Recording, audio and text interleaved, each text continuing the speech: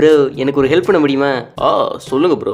இல்ல எனக்குன்னு யாருமே கிடையாது. ஓ மை காட் ப்ரோ, நீங்க அனாதையா? சேச்சா அப்படிலாம் இல்ல ப்ரோ, எனக்குன்னு சொல்லிக்க எந்த ஒரு ஃப்ரெண்ட்ஸும் கிடையாது, எந்த ஒரு லவ்வும் கிடையாது. ஓ அப்படி சொல்றீங்களா?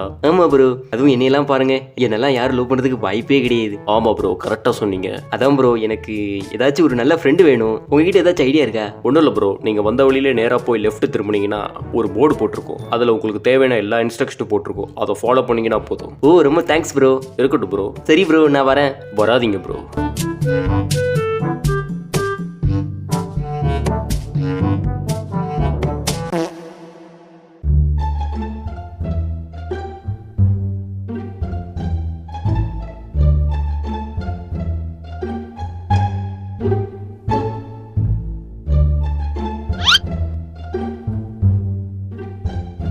டே தம்பி, நீ எதுக்குப்பா இங்கே உட்காந்துருக்க? ஒன்றும் இல்லைண்ணே, கால் வலிக்குதுன்னு உட்காந்துருக்கேன். ஓ அப்படியா தம்பி, நான் கூட நீங்கள் ஏதோ தற்கொலை பண்ண உட்காந்துங்களோன்னு நினச்சிட்டேன். இல்லைண்ணே.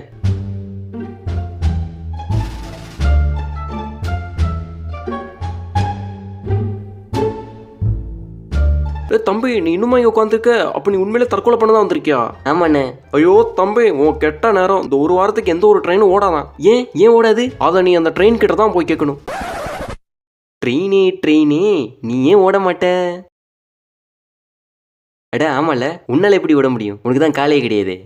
வெளியே போடா பூலு.